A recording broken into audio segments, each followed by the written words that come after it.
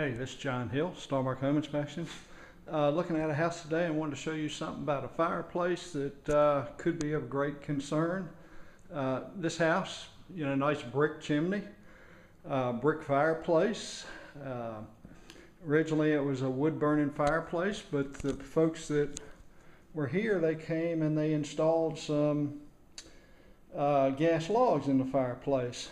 Apparently it didn't work out quite the way they wanted it to, because in the back there, right across the back, they've got a squirrel cage blower fan that typically would be mounted underneath a gas log fireplace.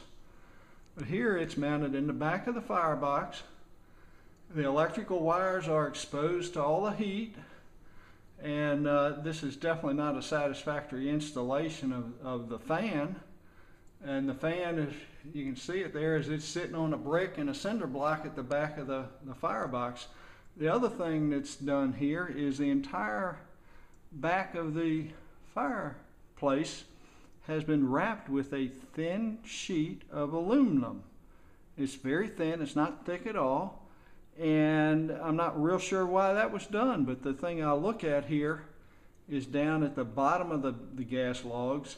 There's a whole bunch of broken bricks, and some of them have the carbon charring on them like you would get from a fireplace.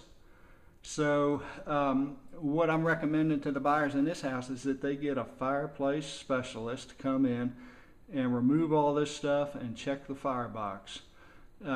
Pretty good idea that behind that aluminum that they put in, there's going to be a lot of missing bricks and things like that. There was deterioration to the firebox, and they just covered it up when they put the gas logs in. So this can be potentially a real fire hazard, and it needs to be corrected before the fireplace is used.